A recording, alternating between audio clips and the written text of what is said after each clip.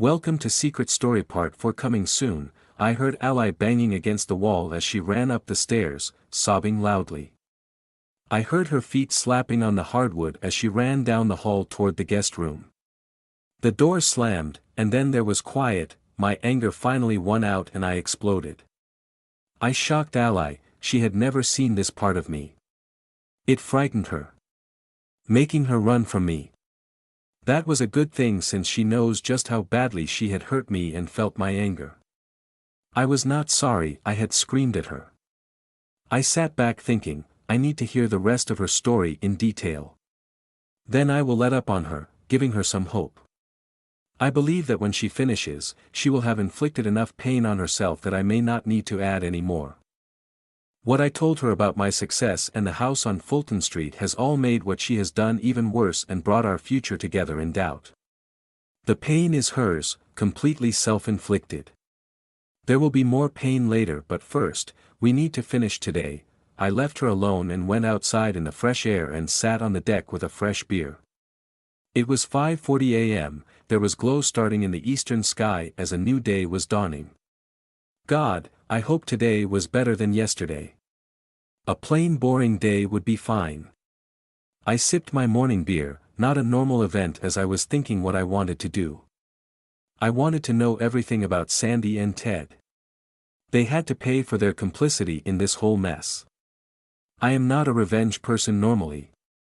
But in this case, it is appropriate, so I am all in for revenge and I will make them all pay. I was proud of myself for my accomplishments and my new promotion. I was also proud of how I was handling Ally's betrayal, not exploding, and throwing her out. I heard the glass door slide open. Ally stood at the door, Case. I could tell she was afraid to bother me that I didn't move or respond. Case, can I finish my story now? I waited a minute, finished my beer, then stood and walked past her into the house.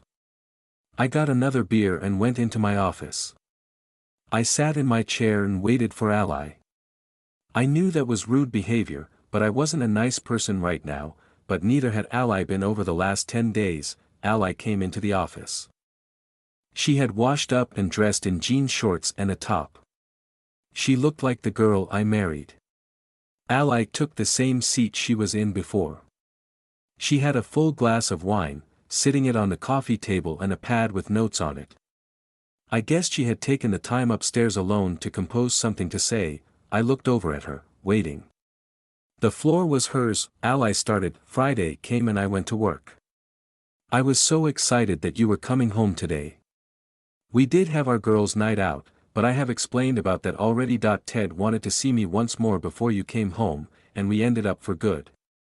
The only time we could do it was Friday when I was supposed to be out with the girls. Sandy had convinced me you would never know if I didn't tell you, so I should go out this one last time. She was laying it on thick. My emotions were totally messed up and I was so horny for you, Case. I was on fire all day long that I went to the deli on the corner from work for lunch. Sandy, James, and Ted were there.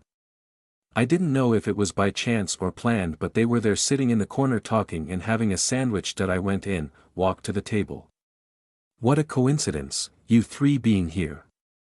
We're stalking me? I laughed. Ted stood, pulled me to him and kissed me right in the deli. I pulled away. No, not here. I walked away and ordered my sandwich. Ted came to me and apologized and invited me to dinner tonight with Sandy and James. I was torn. You were coming home, and I craved you. But with Ted standing right there, my body was telling me I wanted Ted once more too. I didn't know what to do. Ted led me back to their table and I ate. Sandy told me we were going to a place across town, and no one would ever see us that knew me or you. My hormones were boiling. It was something about Ted that just got me going. No one has ever had that effect on me but you. It scares me, Case. After we finished and were leaving, Ted walked me to my car. I pushed him away and got in my car. I will go tonight, but I must be home by 11 p.m. no later. I went back to work and muddled through the afternoon. It was not Ted I was thinking of though, it was you, Case.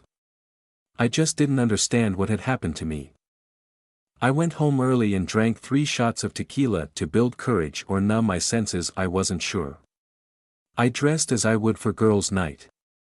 That is what you thought I was doing, so I had to look the part when I got home, though I don't think you cared what I was wearing. You were going to get me naked as quickly as possible. That I wore a blue dress. God case, I hoped that was not happening. That I got to Sandy's at 4:30 p.m. and we waited for Ted and James to pick us up. When they arrived, we all had a tequila shot. Ted pulled me into the living room. Suddenly, I was so hot, we almost didn't make it out of the house. Are you wearing pink or green? I smiled, green. He yelled, let's go, we have a reservation at 5:30 p.m. or we will never leave. We ran out to the SUV and Ted pulled me onto the back seat. We made out while we waited for Sandy and James. We with our hands all over each other as we drove to the restaurant. I stopped before taking it too far. James drove and we arrived at the Blue Lighthouse on Reynolds Avenue about 5:30 p.m. and slipped in. Ted paid for the cover. Case, I am sad to say, even with you coming home in a few hours and us being together again, at that moment I was on a date with Ted and was thinking of him only. I am so sorry. I am so ashamed. I really thought by my previous indiscretions that I had already lost you, even though you didn't know anything yet. We drank wine and ate great steaks, danced. About 7 o'clock we decided to leave. We were high and having lots of laughs. It was like a college date, laughing, hugging, kissing, and joking around. That is when you saw us stumble out of the club. That I am shocked that you saw us, and you didn't do anything to stop us. Why didn't you stop us? I had already answered that question, so I just sat there having an awfully hard time listening to Ally telling me she was having the time of her life on a date only a few hours ago. Ally looked at me waiting for an answer she never got. Continue please. We were in the SUV heading back to Sandy's house and things got serious. We got to Sandy's house and ran inside. Ted pulled me down the hall to the guest room. My God, Ally, you are an incredible creature. I lost all track of time or anything. Finally, after a couple of hours, Case, I know that sounds horrible and a little ridiculous, but my mind was all up. My whole value thing was so messed up. I moved away from Ted, went to the bathroom, and washed up and fixed my makeup. As I looked at myself in the mirror, the guilt really hit me. I began to crash. I didn't let Ted touch me again. I leaned on the sink and started to sob. I slumped to the tile floor. My body was shaking as my mind took over again and all the facade was lifted away, and I knew what I had done. I had cheated for the 3rd time on my wonderful husband, you Case. God, I cheated on you. How could I? I knew I was now just a common. Not worthy of being your wife. You should throw me out in the street. The guilt was overwhelming. My shame and loathing were at 20 on a 10 scale. I was lost. Ted tried to console me, but I pushed him away. I was inconsolable. I just wanted to die. Ted left the room and after a while, I came to my senses. I looked at the clock. It was 9:45 p.m. I knew I needed to get away from all of them. Ted for sure. I gathered myself. I worked on my makeup and dressed. Ted watched my every move but said nothing. He knew what was happening and he was a big part of it. I called an Uber against his protests. He wanted to deliver me home to you. I could never let him have that satisfaction. That I left the house without another word. The past 10 days were now in the past. Now as I sat on the front steps waiting for my ride, the chilly night air helped me clear my head. Finally, I was able to think. All lust had left me, replaced by a powerful cloak of guilt that wrapped around me. In 20 minutes, I would be with you Case. How was I going to face you? How could I look at you? How could I let you touch me? I was a scarlet woman, a cheater. How could you ever want to touch me again? I started to cry softly. The Uber arrived and the nice woman driver, Lauren, saw my state. She offered her ear and some tissue. As I told her my tale, she stopped at a Starbucks and ordered us coffee. We sat in the car, and she gave me some sage advice. You love your man, right? So as hard as it will be, you have to tell him tonight. All of it, every moment, leaving nothing out, and be clear about your true feelings for him and Ted. It will be the hardest thing you will ever do, but it is the only thing that you can do to try to save your marriage. Expect the worst. It will be harder than you can imagine, but once it is all out of you on the table, the two of you can deal with it. Only then will you know if you have a future together. Show him your love and respect by admitting it all. Once she finished, I had stopped feeling sorry for myself and knew she was right. Finally, someone had made sense of what I had done, and I had a direction to go. She helped me straighten up my face and kissed me on the cheek. I got her personal number so I could call either way it went with you, Case. Lauren brought me home to you. So, Case, here we sit. I have told you everything. You have been gracious to listen to me and not been mean as I expected you might be. I hope that you can find a way in your heart to forgive me. I love you, Case, only you. I can sit here in this moment and vow to you once again that from this day forward, I will honor, cherish, love and obey you. I will forsake all others and be faithful to you for as long as we live. I swear it before God and on our future children's lives. Please forgive me and let me prove my love for you. Well. There it was, the whole despicable, filled cheater's story. Strangely, I really had no questions. I understood it all. The question now was, what do I do about us, our marriage and Ally? After Ally finished her story, as I promised myself, I needed to think and hash through my feeling about Ally's confession. I knew two things. I loved Ally with all of me. I also knew that right now I hate Ted and Sandy, with no feeling for James either way. Ally, I thank you for being completely open with me, so now I need you to give me time to work through what I have heard. I have no doubt that you were truthful and as accurate as you can remember, so now I must process all of it. I will be leaving now and will come back tomorrow or Sunday once I have come to a decision on how, or if we can move forward. I hope you can give me this time without a lot of emotion. It is only fair. You have violated our most sacred of covenants, fidelity, and now I need to decide I can live with that, and if so, what retribution will you and the others will have to pay. You will not know where I am, and you will not be able to reach me as I will leave my phone here so I cannot be disturbed. I need solitude now. That I stood and walked out of the room. I packed a few clothes and took 2 bottles of JB from the case in the bar. I was ready to leave when Ally came to me. She looked up at me with sadness in her eyes.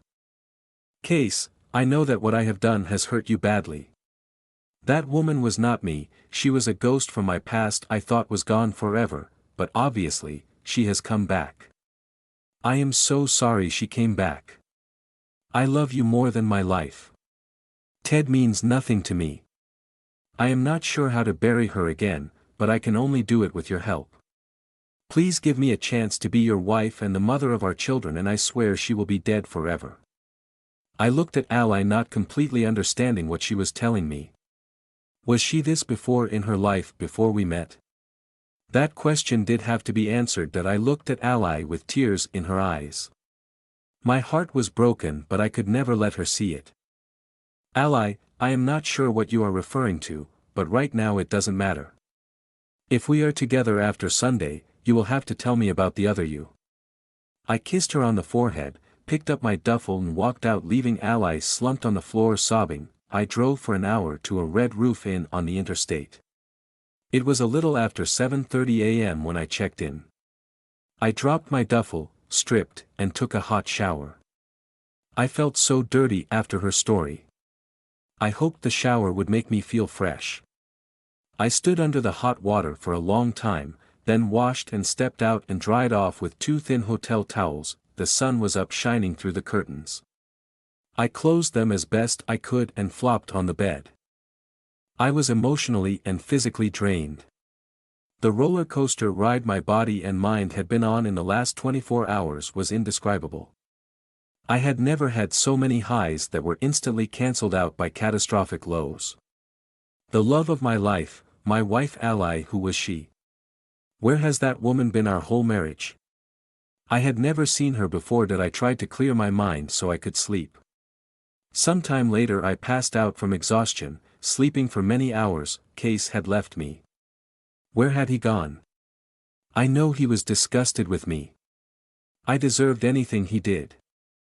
I lay there in a pool of tears expecting the worst. I would lose everything I had dreamed of. My wonderful husband. His babies, our house on Fulton Street, and the love and respect of my friends and family. I would be alone and desperate. That I sobbed until I couldn't cry anymore. I finally fell asleep and slept the whole day. It was nearly dark when I awoke. I wondered if Case had come home. I got up, pulled on a robe, and when looking for Case, I walked through the house. It was quiet with no sign of Case. He was not there. He had found somewhere to perch and think. To decide what to do with me. I showered and dressed. I called Case. He did not answer. I didn't leave a message. I texted him. My text: Case, first off, I love you and do not want to lose you, though I may have already. I am so sorry. Please come home and let us work this out. I love you so much. Please come home. I pressed send, not expecting to receive a response. I may not hear from Case again. I was hungry, so I made a sandwich and drank 2 glasses of wine. I settled in the den and watched a sappy movie, trying to kill time. I had no place to go or anyone to talk to. Sandy was off limits and no one else could know about what I had done. I fell asleep and awoke at 12:13 a.m. when I heard the garage door opening. My phone buzzed. It was a text from Ally. I thought I should read it. I was coming to terms with what had happened and the blame that needed to spread around. First off, Ally was to blame for going through with Sandy's plan to get her laid and to up our marriage. Sandy was to blame for being a and not her friend, wanting to make her miserable like she was and destroy our marriage. Ted was a typical male predator, which took advantage of a situation that should have never happened and then exploited Ally, by giving her the gift. Lastly, I was to blame for being so consumed by my clients that I ignored all's calls and texts. If I had been responsive, I feel sure none of this would have happened. I must take some of the blame for the big mess. I opened my phone and read Ally's text. She pleaded with me to come home and apologized over and over. She professed she loved me, and that she would never let this happen again. I read it again and thought she was right. I needed to go home, and we had to settle this so we could go on with our lives. I thought longer about what I would say to her and how we could work this out so we could both be happy. It was time to go home. It was late, near midnight, when I gathered my things, loaded my SUV, and checked out. The drive home was short, and I had no real plan other than hearing what else Ally had to say. I knew before I walked into the house that I was not divorcing her. I loved her and wanted her to bear my children. I wanted to move to Fulton Street and build a beautiful life with her. Things would be different between us from no one. There would be rules and a recommitment to each other would confirm our love and dedication. I would talk to my attorney on Monday about a postnuptial agreement, which will lay down the law about future cheating. There would be other requirements for us, some Ally will like and some she will not. I pulled into the garage and walked into my house. It was dark, but I heard the TV from the den, so I walked to the door. Ally was laying curled up under a blanket. It looked as though she had been sleeping, but hearing me come in had woken her. I stood leaning against the door frame. Ally looked so sad. Her eyes were dark and sunken. She had cried a lot and it showed. She sat up and looked at me. "You're home." "Yes, it is late, we need to go to bed. We will discuss this tomorrow." Ally leapt off the sofa. Ran across the room and grabbed me, hugging me tight and sobbing into my chest. "Oh God, I am so sorry, I made a terrible mistake, one I will regret for the rest of my life. Okay, no more tonight." I led Ally upstairs and asked, "Do you want a shower? If so, I'll wait for you." "No, I just want you to hold me tight." We quickly crawled under the covers. I looking into her eyes, "I love you, Ally. I will always love you. You have jeopardized our future together, and tomorrow we will try to figure out how we can work out our future. Sleep tonight. She grabbed my face. Sleep overcame us and hours passed. I awoke as the light was dawning. I was wrapped in Case's arms. I left the bed. I washed up and put on a dressing gown. It was almost 8 a.m. on Sunday morning that I went to the kitchen, made coffee, and went out for the Sunday paper on the driveway. That I was sitting at the counter reading the front page when Case came in. He had on a pair of silk shorts and a tee. His hair was tousled, and he was rubbing his eyes. He looked so cute. Morning. He got out. Good morning. I got Case a cup of coffee and he sat on the island. You want some breakfast? I can make anything you want. Case sipped his coffee. Bacon and eggs please. We ate and cleaned up together. There was no show of affection or much talking. It was a very solemn time. Once we were done, Case looked at me. The look on his face was different than I had ever seen. It scared me. Then he spoke. Ally, you have been a very unfaithful wife. I have heard all your story. Ally cringed and looked away as she listened to me. I saw a sadness I had never seen before. Tears began to roll down her cheeks. I have thought about us and if I want to be married to you after such a blatant betrayal. Ally was sobbing now. Her body was trembling. The guilt and shame she felt for what she had done was eating her up. I was making it worse with every word I spoke. That was the purpose. She needed to hurt and hurt badly. Ally, you need to convince me you will never cheat on me again. But how can you do that? I do not know. Ally looked at me. Her eyes were sad, full of tears and lost. I don't think she knew how to answer my questions. Case, you have asked me something I cannot answer. There is nothing I can do today or tomorrow or next week that will convince you I will be true to you forever, from this day forward. All I can do is swear that I will never cheat on you again. If that is not enough for you, then you will have to do what you need to do to make yourself comfortable or leave me. As for your second question. Case, I must admit I did enjoy Ted. I know that is not what you want to hear, but it is the truth that I was surprised at Ally's answers, but she was right. This decision fell on me. What was I going to do? Do I take her back and trust her until she proves me wrong? If she does, do I give her permission to Ted occasionally when I am away? Could I do that? If I did that, at least I would know who, when and where. Do I divorce her, removing the problem from my life completely? I looked at Ally. My heart aches for her. I love her so much. I cannot let her go. It would leave me with a huge hole in my life. Should I give her more freedom with Ted, but no one else? Could I live with that? Ally, I must ask you an odd question. I need you to be 100% honest with your answer. It is important information for me to make my decision on how we move forward. After her last answers, she was sitting up straight and her head seemed clear.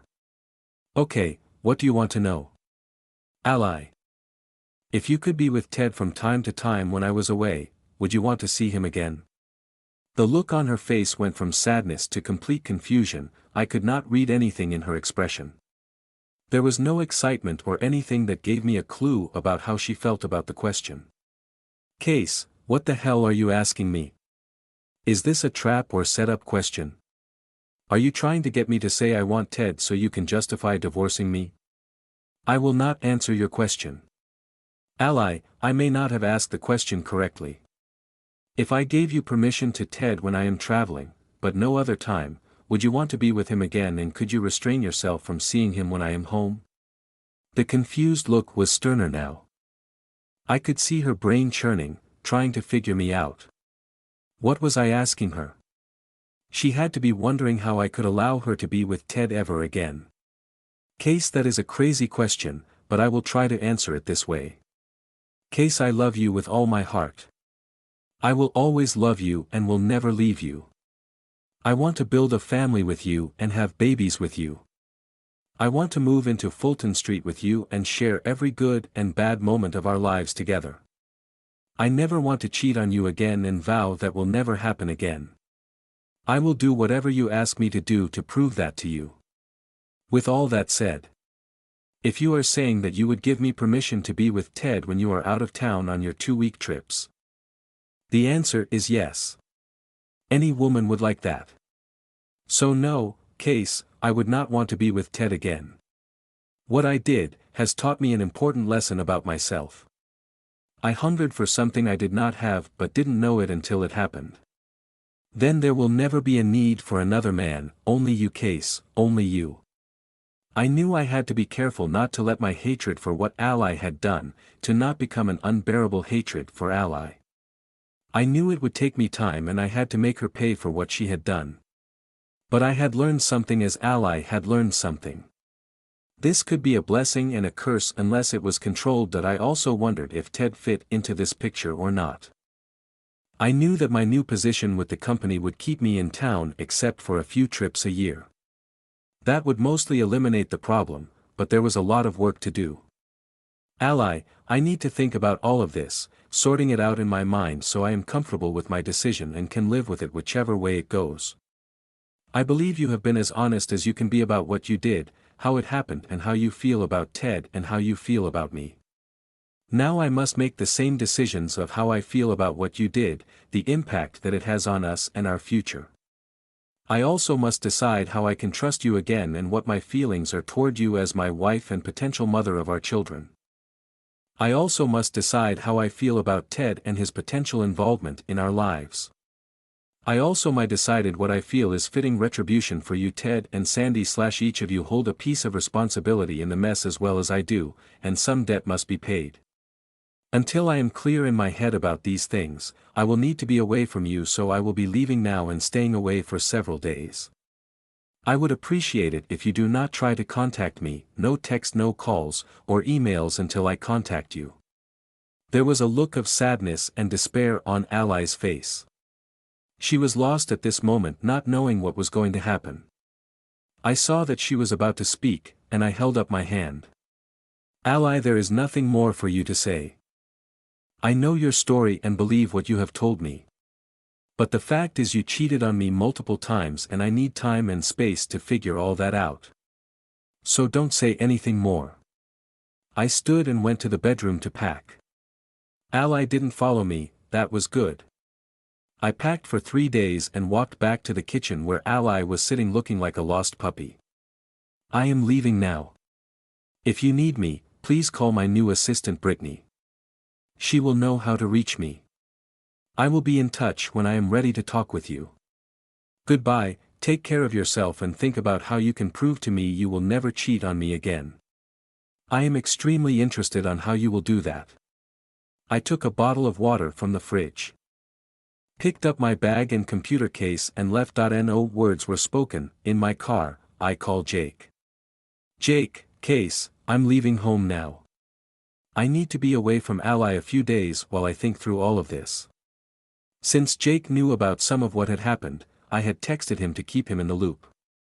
I had not told him everything, but I would fill him in tonight. He had offered me a place to stay if I needed it, so I was calling for that purpose. He is a bachelor, so he had several bedrooms. How did it go? He asked. Well, better than I expected, but still very up in the air on where our relationship is and our future. I'll explain it to you tonight. Is the offer for a place to stay still open? I will need a few days. Case, you are my man, so anything you need I am there to help. I'll be home at about 7 p.m. There is a key under the flower pot on the back deck. Go on over and make yourself at home. Take any bedroom you want. I'll bring some Italian home and we can drink wine, eat, and you can fill me in. Okay, that sounds like a plan. I need a couple of days off to work through all this and get a few things done at the bank and with my attorney, so I will come in now and meet with Brittany and let her know what a mess into which she has stepped. I'll get her started on a few things and we can talk while I am out. I'll be back on Thursday if things go like I expect, so we won't miss a beat. I'm not worried about that. I am worried about you and Ally. You must work this out. Yeah, I know. Look, I'm heading there now, see you in a few minutes. After 2 hours at the office, I was off for at least 2 days. Brittany was shocked at what was happening. She was a professional and would hold things together until I got back, off to Jake's house. That night, as we ate, I filled Jake in, and he helped me work through what had happened. Once Jake heard the whole story, he called a friend, whose brother is a private eye. Travis Black had a great reputation for his ability to uncover information on the most difficult subjects that I put Travis on Ted and Stacy. I wanted them to feel legal pain. Things that would make them hurt but would not put me in jail. Once all that was established, I wanted complete tracking of everything Ally did. I wanted her tailed for a month, then we would go from there. I wanted her phone, text and emails all recorded, and I wanted alerts when she and Ted talked. If ever that we agreed that Travis would report to me weekly unless there was contact between Ally and Ted or any other man. Stacy was also on the alert list. That I felt better after I had all that set up. Jake convinced me that I didn't need to worry about my finances at this point. It was unlikely Ally had even considered taking money, so Monday I would have a watch put on the joint accounts. I would also get all the info I needed to be prepared to move quickly if I decided I needed to. But for now, it was status quo that I was exhausted by 10:30 p.m. and hit the bed. It was odd not to talk with Ally. I thought that was a good sign. I wanted to talk with her. That I showered for the third time today, not to get clean, but to relax. That I crawled between the clean sheets. I always do, but tonight was different. I was alone. It felt odd to me, and I was sad. I finally did drift off to sleep. The next morning came as I smelled coffee and food cooking. I knew I had to see the lawyer today to get a postnuptial agreement drafted. I needed to go to my bank and talk with Franklin Reams, the manager. Anthony Timms was my attorney. I had used him sparing for a variety of things, but never expected to be talking to him about a postnuptial agreement or even a divorce. These things had never entered my mind, ever, yet here I was waiting in his reception area looking at Time magazine. "Case, please come in," Anthony said, holding out his hand for a shake. That I went in and we sat at a small conference table. For the next time, I told him the story. He was shocked and gave me sympathy. Then we got serious. We talked about the law, we talked about the postnuptial agreement. We drafted an agreement. It was harsh and would leave the cheater with almost nothing. I knew it would never cheat on her, so it was written to keep Ally in line. I hope it worked. That we discussed divorce and the monetary impact it would have on me. "Tony, I don't see things going there now." "Okay, but you must start to prepare your personal financials to protect yourself. I cannot advise you as your attorney. On your out, Janet will give you a consultant that can help you. Please call her. She is the best and you will need her, I am afraid." Tony had a look of real concern. He had seen many men come to him with related stories and 99% get divorced. Their lives were destroyed, and the wives got it all, including their children. He was right. I had to plan for the worst. That I thanked him and left, picking up the name from Janet, and thanking her. For the next 2 days, I kept busy, investing a lot of time thinking about Ally, what she had done, and why and how we were going to survive. I had no answers yet, but my mind was clear now and my reasoning was better. I would be okay. However, this all worked out. That night I had another talk with Jake and received Travis's first report. There was nothing of note. I had things clear in my mind now. Wednesday morning, I awoke rested and with a clear head. I lay there thinking what was next. That I read Travis's 2-day report last night.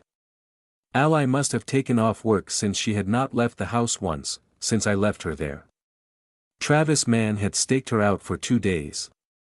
He even tried to get her to answer the door as a meter reader. But nothing. That concerned me and I decided it was time to go home and work this out. I still did not know about Ted and Stacy yet, but I would deal with them once I had my life straightened out. That it was 7:30 when I rolled out of bed. I showered and dressed nicely to go home to my wife. I would come back and get my things from Jake's later. I needed to get home now. Jake had already left for work, so there was coffee in the brewer and a note. "Case, have a good day and go home. Work things out with Ally and let's all move on and have a beautiful life. Good luck, Jake." I smiled. Jake wanted the best for us. He was a good friend and boss that I made the 20-minute drive home in 15, excited to resolve this mess. That I pulled into the garage and Ally's car was there. That I quietly went inside hoping Ally was still in bed. I took off my shoes and walked down the hall to the bedroom. The door was open. I looked inside. That I was shocked. The bed was made. No one had slept there last night. There was no Ally. I turned and yelled, "Ally, where are you?" Nothing, not a sound. I raced from room to room. They were all empty. Ally was gone. Where? My God, what do I do now? Case walked out, leaving me to think about what I had done. I messed up so badly. What can I do to salvage our marriage?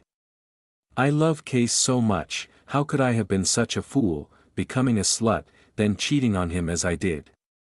I was so wrong. That as I sat drinking coffee, the house was eerily quiet and sad. I knew I couldn't stay in this house without Case, knowing he might never live with me again. So, I decided to leave, but where do I go? I didn't have any friends I could trust with my deceit-filled story.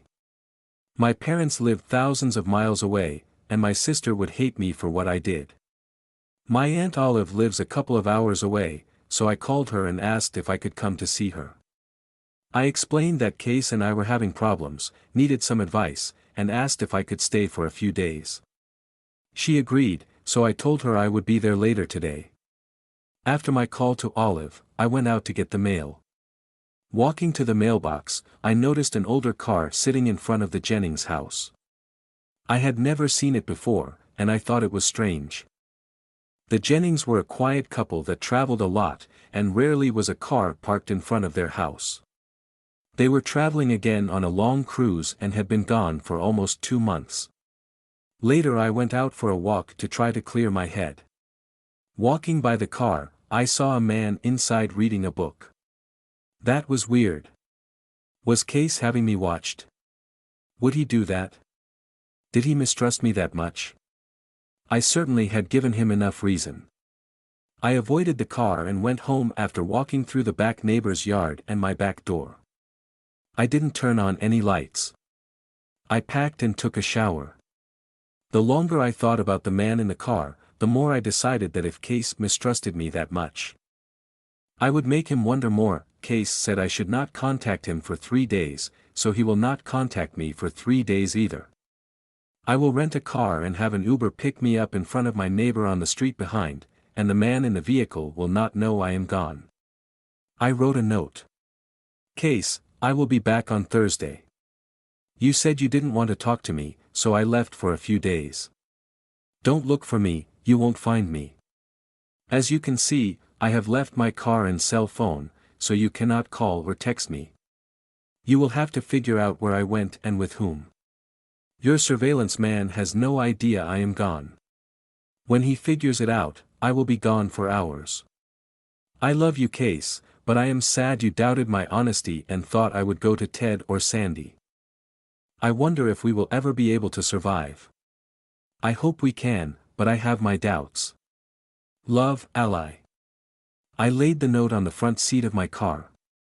I ordered an Uber and then put my cell phone on the letter. I went inside, picked up my bag, and went out the back door, across the backyard, through the neighbor's yard to the Uber waiting on the street. I was gone. When I got home, Ally's car was in the garage, but when I went inside, she was not there. I was shocked Ally was gone. I looked through the whole house, but nothing. I went to the garage to Ally's car and saw her note and cell phone. What was going on? Had she gone off with Ted or Sandy? I read the message and was concerned about where she had gone and with who. I opened the garage door and walked down the street as I called Travis.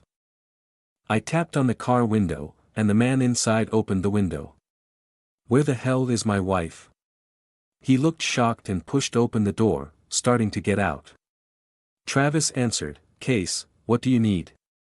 Travis, where the hell is Ally? She is not home, her car is there, and she left a note. She went somewhere with someone, and they must have picked her up. Your man here had no idea she was gone.